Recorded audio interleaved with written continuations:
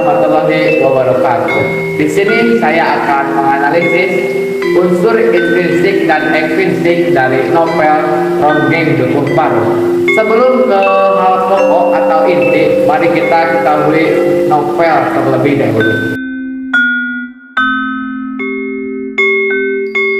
Dalam Kamus Besar Bahasa Indonesia, novel adalah karangan prosa yang panjang, mengandung rangkaian cerita kehidupan seseorang dengan orang di sekelilingnya, dengan menonjolkan watak dan sifat pelaku. Pada umumnya, novel terdiri dari 400 halaman atau jumlah kata lebih dari 35.000 kata. Kedua, novel ditulis dengan suatu narasi dan deskripsi untuk menggambarkan suasana. Ketiga, alur cerita kompleks. Dan keempat, cerita sebuah novel panjang dan banyak kalimat yang diulang. Kelima, durasi membacanya cukup lama. 1. Abstrak. Bagian ringkasan isi cerita yang biasanya dapat ditemukan pada bagian awal atau pertama cerita dalam novel. 2. Orientasi. Bagian penjelasan tentang latar waktu serta suasana yang terdapat di bagian awal teks. 3. Komplikasi. Beberapa kejadian yang saling berurutan berdasarkan sebab akibat yang terjadi hingga munculnya peristiwa lainnya. 4. Evaluasi. Bagian dari konflik dalam sebuah cerita novel yang mengarah pada titik puncak dan mulai memasuki bagian inti cerita yang disajikan dalam novel. 5. Resolusi. Bagian yang terdapat solusi untuk pemecahan masalah dalam novel yang dialami oleh tokoh utama. 6. Koda. Bagian penutup atau akhir dari cerita dalam sebuah novel.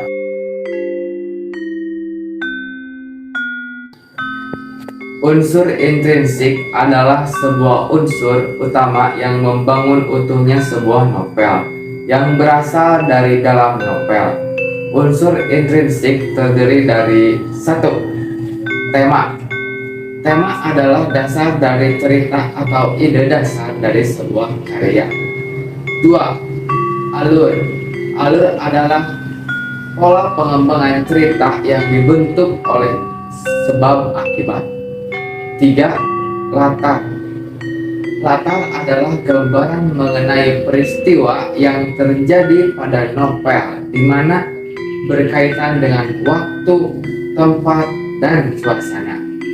Yang keempat yaitu tokoh dan penokohan. Tokoh adalah para pelaku yang berperan di dalam novel, sedangkan penokohan adalah watak tokoh dalam cerita. Yang kelima yaitu gaya bahasa. Gaya bahasa adalah cara penulis dalam menyampaikan cerita dalam novel. Yang keenam yaitu sudut pandang. Sudut pandang adalah cara penulis dalam melihat suatu peristiwa yang dipaparkan kepada pembaca. Dan yang terakhir yaitu amanat. Amanat adalah pesan moral yang akan disampaikan penulis dari cerita novel.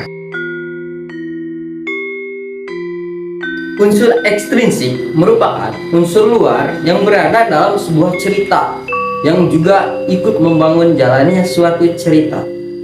Unsur ekstrinsik terdiri dari 1. Latar belakang pengarang, merupakan semua hal yang terkait dengan pemahaman dan motivasi penulis. Kedua, nilai-nilai yang terdapat pada novel, merupakan nilai-nilai sebuah novel seperti nilai budaya, agama, ekonomi, dan sosial.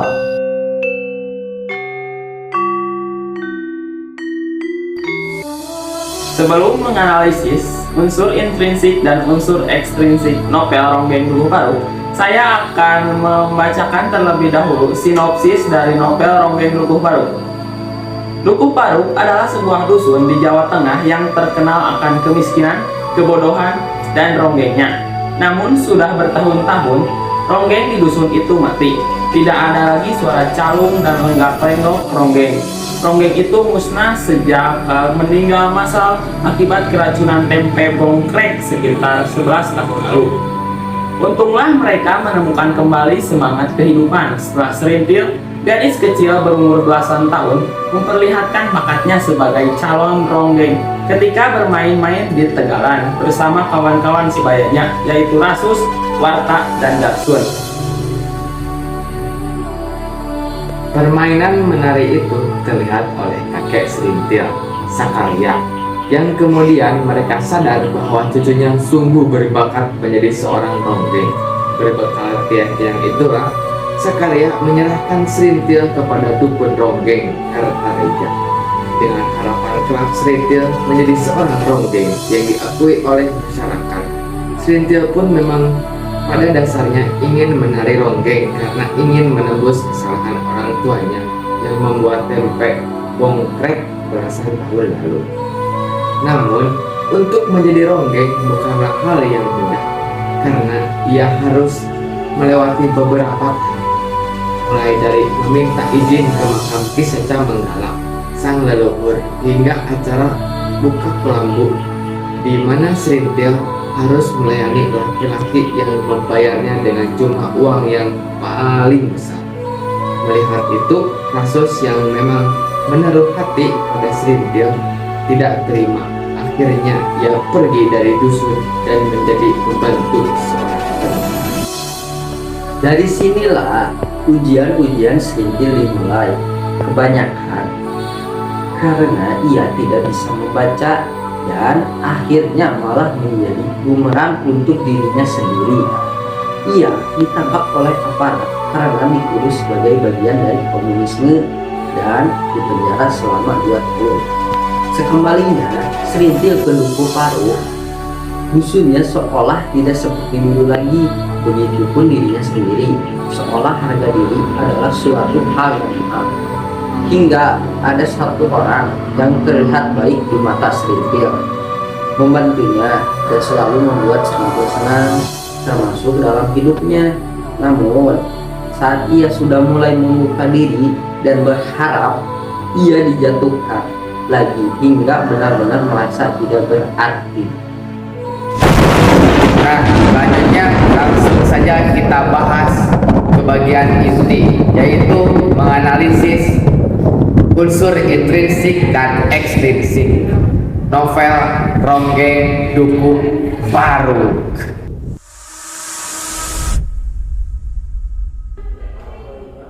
Tema yang menonjol dalam novel Ronggeng Duku Paru yaitu bertemakan budaya, adat istiadat, dan cinta.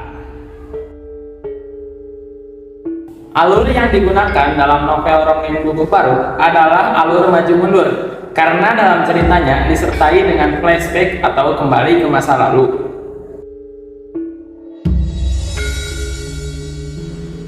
Tokoh dan penokohan. 1. Serintil, wataknya pekerja keras, pemilih, mudah percaya.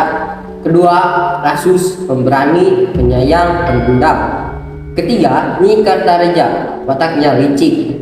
4. Kertareja, wataknya licik. 5. Sersan Slamet, wataknya baik hati dan tidak memandang rendah orang lain. 6. Kang Bakar, wataknya jahat dan pendusta. 7. Warta, wataknya pamrih. 8. Darsun, wataknya suka meremehkan orang lain. 9. Sakaria dan Nyi Sakaria, wataknya penyayang. Sudut pandang yang digunakan yaitu sudut pandang orang pertama karena dalam ceritanya terdapat kata aku, dan sudut pandang yang ketiga karena dalam ceritanya terdapat kata dia serta menyebut nama tokoh secara langsung.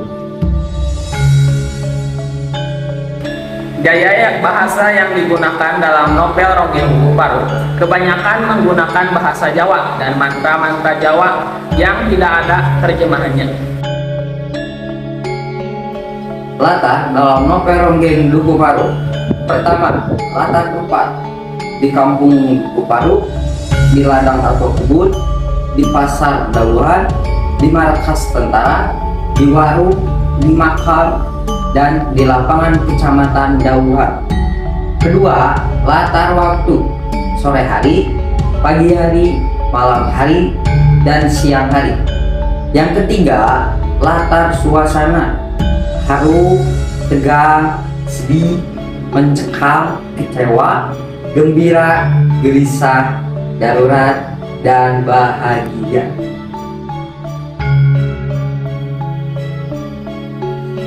Amanat dalam novel Ronggeng Dukuh Paruk menyampaikan bahwa jangan melihat orang dengan sebelah mata, namun lihat orang dari dalamnya. Juga jangan mudah dibodohi dan terhasut orang lain. Untuk itu, ikutlah perkembangan zaman agar tidak mudah dibodohi oleh orang lain.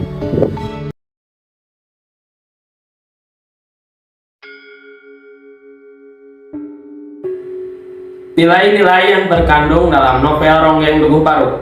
A. Kebudayaan. Nilai kebudayaan dalam novel Ronggeng Dukuh Paruk sangat menonjol, seperti menari, menyanyi sambil nyawer, serta memberikan sesaji kepada nenek moyang.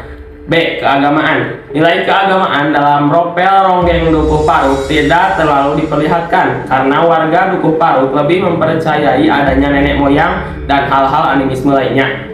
C. Ekonomi. Nilai ekonomi dalam novel Ronggeng Dukuh Paruk tergambar kehidupan ekonomi mereka masih dalam kemiskinan dan kemelaratan, digambarkan dengan adanya anak-anak Dukuh Paruk yang rela bersusah payah mencabut singkong untuk mereka makan. D. Sosial. Nilai sosial dalam novel Ronggeng Dukuh Paruk cenderung masih kurang, di mana hubungan antara manusia lebih cenderung ke arah ronggeng, karena disitulah ronggeng sangat penting dan sangat dibanggakan bagi mereka. Latar belakang pengarang. Ahmad Tohari adalah sebuah nama besar dan langka di dalam khazanah kesastraan Indonesia. Karya-karya Ahmad Tohari langgeng dan cepat nempel kalangan pembaca.